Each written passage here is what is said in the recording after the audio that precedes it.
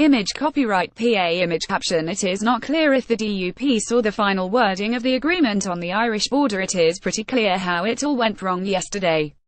But as we left Brussels in the pitch black this morning, we're still in the dark about what happens next, and how Theresa May can get this whole process back on track, and smartish. While it's not the end of the potential overall deal if the two sides can't move on to the next phase of talks at the summit next week, it is what both sides desperately want. The longer it takes, the more risk there is, of course, of other parts of yesterday's draft being unpicked.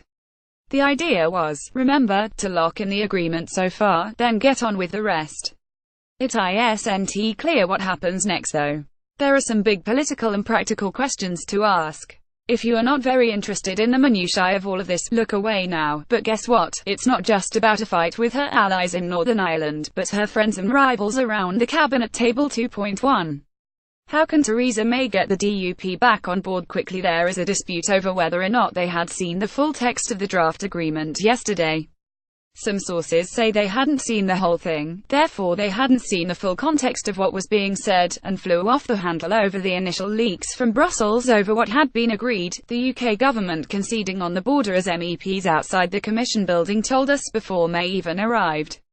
While it's clear the DUP was in close contact with the government, it is possible to believe they hadn't seen the whole text complete with the caveats, because even senior officials involved in the talks weren't allowed to have electronic copies of the document, only hard copies.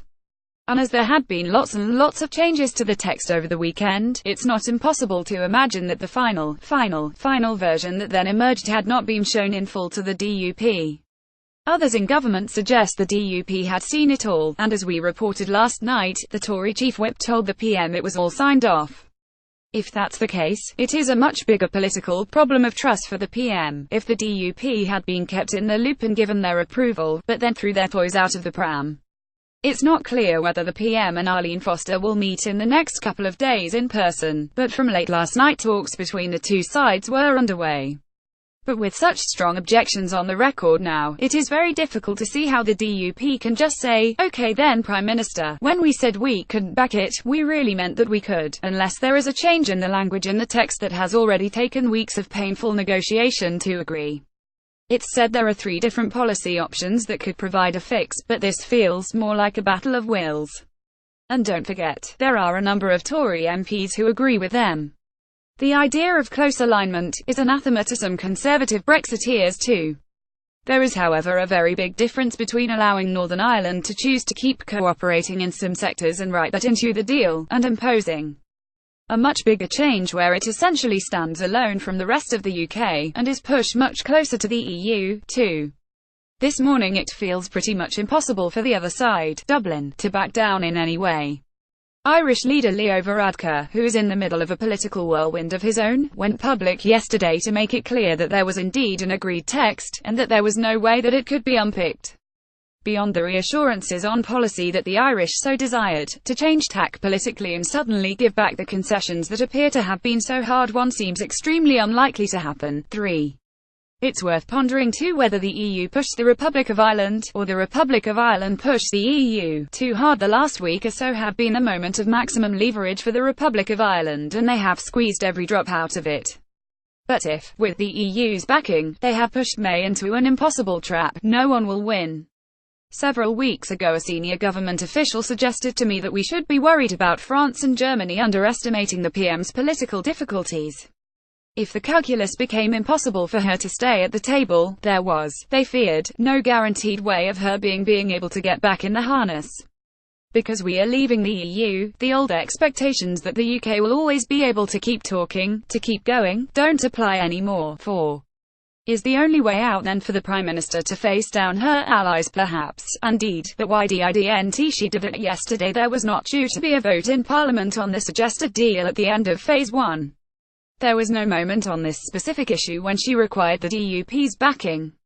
Northern Ireland is yet to receive the bulk of the billion that was promised to them after the DUP did a deal with the government. One insider wondered aloud yesterday why she just hadn't dared them to take her on. The DUP will try to max out its influence at every stage and won't give up easily. The government knows how hard they can negotiate, after they spun out their confidence and supply agreement with Number 10 over many days in the summer. But when the stakes are high, the one thing the Northern Ireland contingent truly don't want is a Jeremy Corbyn government. And if Brexit is completely derailed, arguably that risk for the DUP and the Tories moves into view. And above all, if all the PM has really promised is voluntary alignment in some sectors that should be hypothetically impossible to agree, if she really demands it. 5. The amount of trouble the Prime Minister is in also depends what the Cabinet demands to know this morning, and what the promises over alignment really amounted to. While the crucial paragraphs over the Irish border did emerge into the public, the text of the whole document is still a secret. The suspicion in some circles is that Theresa May and Ollie Robbins, her top EU official, might have been suggesting that regulatory alignment, where the rules in the UK mirror very closely those in the EU, was an option, not just for Northern Ireland, but for the rest of the country, or at least some sectors of the economy.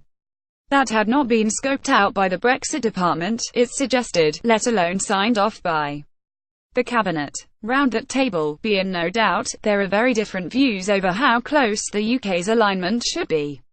If Brexiteers Michael Gove, Boris Johnson and others feel this morning that the Prime Minister somehow tried to bounce them into agreeing to a future outside the EU where the UK was permanently bound tightly to Brussels, expect fireworks at home. That could end up being much more troublesome for Theresa May than the behaviour of the Northern Ireland Party whose votes she needs. Number 10 Sources say the suggestions that the PM wants alignment for the whole of the UK are wide of the mark. But Brexiteers are likely to demand reassurance.